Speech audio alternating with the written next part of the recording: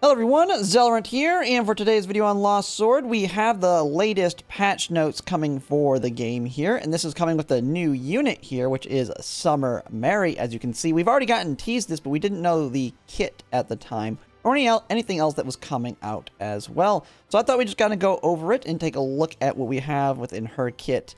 It has a new pet coming as well, and a new card, and if there's any other little optimizations here or there, or things being added. So to take a look here, we have continued support. So they're just kind of saying thank you for saying support. Please note the details in this pre-update notice are subject to change, so there could be potential changes. They've been fairly consistent with what they've said, so I doubt there won't be really too much. Maintenance schedule will be announced separately, so they don't have the exact timing yet. I mean, we did have the Galahad kind of just drop randomly on us with unexpected maintenance. But you know what? That was good maintenance because Galahad dropped. Really great unit to T5, so was happy with that, even though I couldn't play for like the 2 or 3 hours that it lasted to get it out there, but was really good. So we have the new character here that is Summer Mary, and yeah, man, they got the fan service going here at the Summer Skins. Yeah, she is a rear position. I love how they call the back row rear position a Frost Wizard. We knew she was already a Frost Wizard. And wizards are like what my bread and butter of my team makeup is right now. So she's going to be a great one to bring on. Because one of the big things, even though she's probably not going to be stronger than, say, Tiamat, she's almost certainly going to be better for fire enemies and fire bosses, which is going to be important when it comes to doing specific raids where you're trying to get maximum damage. That's where getting very niche teams, like a full ice team, may come into play. So she's probably going to be really good, a meta level unit for fighting the fire type. Or the fire, or whatever is weak to frost. I can't remember all the weaknesses in the game. Whatever is weak to frost, she's going to be good with when you build a full frost team. So let's go ahead and actually look at her kit here. Got some of her animations. So she's just knocking a volleyball at the enemies here. Looks pretty good. Ultimate skill, Devastating Spike. Inflict a percentage damage to all enemies. Inflict % additional damage to fire enemies. Also, they're really targeting weakness here. So I was right, it is fire. So she is targeting fire. And she is making it where it is specifically doing more damage to fire type enemies. I don't know if they say that in any of the other elements kits where it specifies the elements. But it is good to know you're doing the extra damage there. Active skill. Increase own critical damage by a percentage. Increase own critical chance by a percentage. She's going to be really good for crit. So you got plenty. Being a frost mage, being a mage, there's tons of great cards for mages. So we'll have to see what her specific one is. But even without hers, there's plenty of other options that are out there that really, like, I have like 3 or 4 really good mage ones in my team. I've got like Merlins, Vivians, Tiamats. I mean, just crazy good cards for mages. Passive 1. At your surf, increase own critical damage, increase own ultimate skill. Okay, so she is selfish on her damage. So one thing I'm noticing is she's a little bit selfish. It's all own, so it's for herself. So she's looking to be the Frost Tiamat so far. Splash time passive 2. Increase own ignore damage by reduction by a percentage. Decrease ultimate cooldown upon defeating. Ooh, I like that. Reducing ultimate cooldown by a certain amount of seconds upon defeating an enemy. So makes it where she can cast it much quicker. So as you're clearing mobs, one of the problems I've had in my teams right now, like Tiamat and them, is they're clearing the mobs, but like they'll get like to the second to last before the boss. Tiamat will throw out her ultimate and blast through the first 2 waves, and then she comes up to the boss with like a 30-second cooldown, which just sucks. So if you're just mass clearing waves this way, that could be a great way to get your ultimate way down. So I could see that being really, really nice. But then again, I think some of the other units that have something like this in their kit, they have longer cooldowns because it's like the longer cooldown is built into the fact that they should be killing enemies. We'll have to kind of see what the timing is on that. Man, that is some crazy artwork with her, though. Fire. Oh, is this the card? Oh, this is the card. Crazy good artwork on the card here. Fiery Gaze increases ultimate skill final damage by a percentage. So this is specifically for doing more damage with an ultimate. Okay. I don't know if I like that more than any of the other mage ones. I'll have to see what the numbers in that are. Is that really all it has? There's probably more details on it than just that. So there might be more to it. That's kind of a small part of it. Like, I don't see the stat stick or anything on it. We'll have to see when that one drops. That one will require at least one dupe to get. We have the pet refreshing drink. So this is, if they're in the front, this is what they do. Increases damage dealt to fire enemies by a percentage for all frost allies.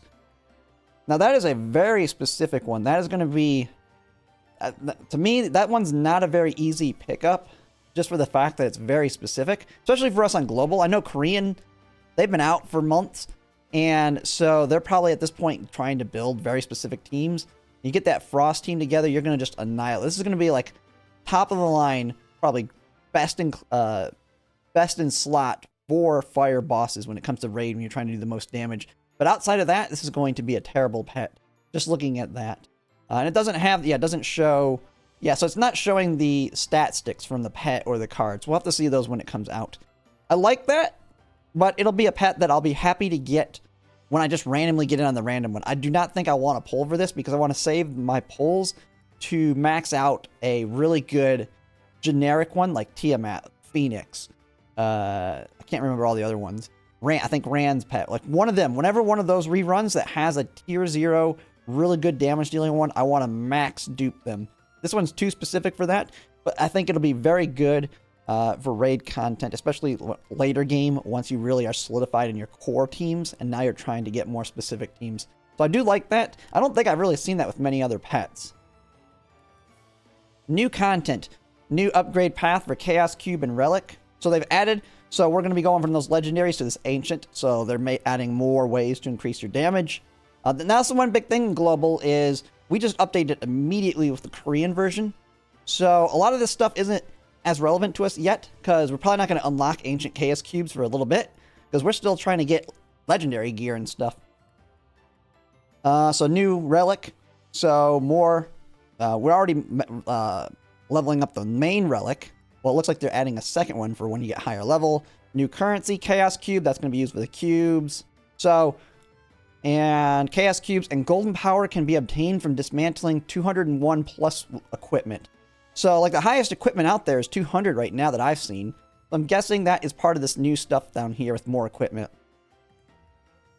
Base maximum level of round table is raised to 300 or is fixed to 300. So, max level is now 300.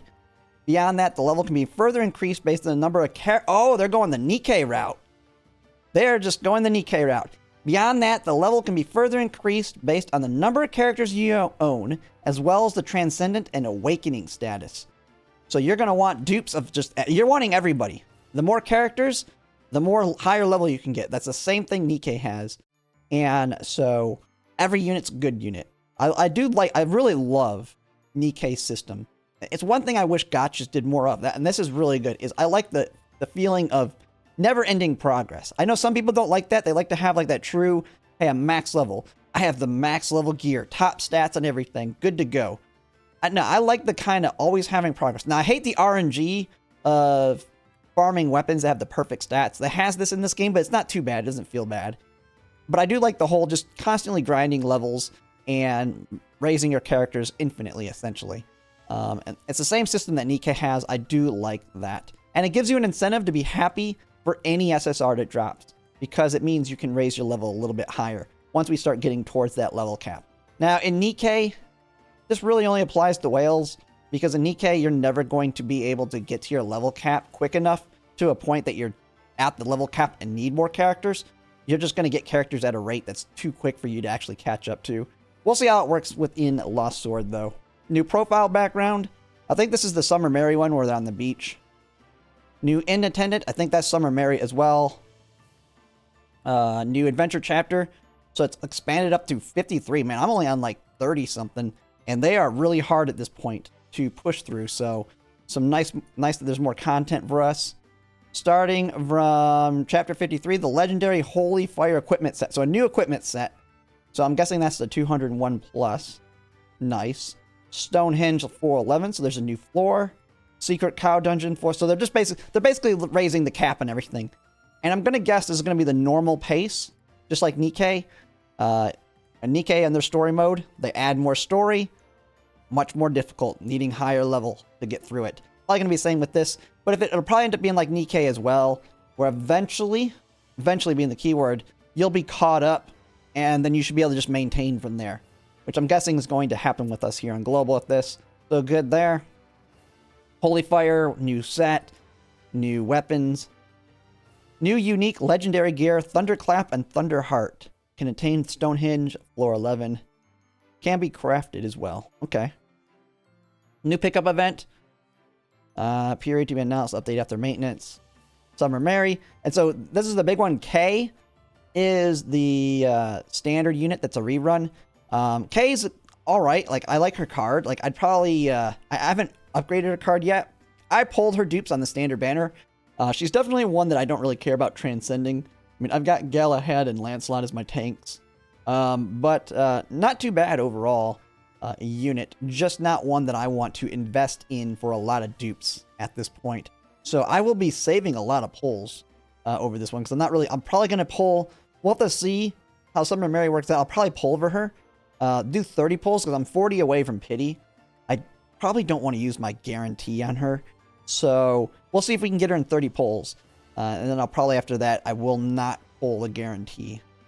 Because I want to use that for somebody that I want to go all the way to T5 on. And let's see. Event Dungeon, Hate Tropical. So we got our event, typical, new at the Seaside Resort stages. So we're getting new event stages. So those tickets that I've been buying daily, it looks like now since there's new stages coming, don't use those tickets anymore. Hold them. Hold them for the end of this 11 through 20, because you're going to get more value out of those for that event. So I'm just going to start stockpiling those until we unlock the new stages here. Trials of the World Tree. So that dungeon will close, it looks like. And then changes to the Bunny Betty's Roulette rewards. Okay, they've been adjusted. I wonder if that means it's going to be updated with a new SSR, potentially, because I already attained one SSR on it, so you can't get it anymore after once. Maybe it's going to get reset, plus the other stuff will be adjusted. That would be nice. Rare souls at the exchange stop. So we will be able to buy rare souls. That's good. Chaos Cube and Golden Power crafting. Good. You can craft. And that's pretty much it for that. That's the whole patch. Really liking it.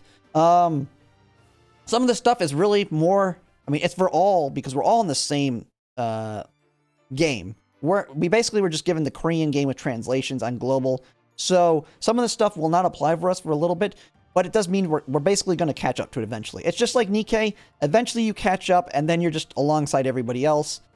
So nothing too crazy there. Just more content being added, more for us to do, longer time to grind. And I will actually be streaming this here later tonight alongside Uma Musume.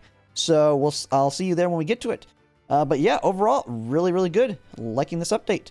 And if you like my content, if you could like, comment, subscribe, it really helps. And thanks for watching.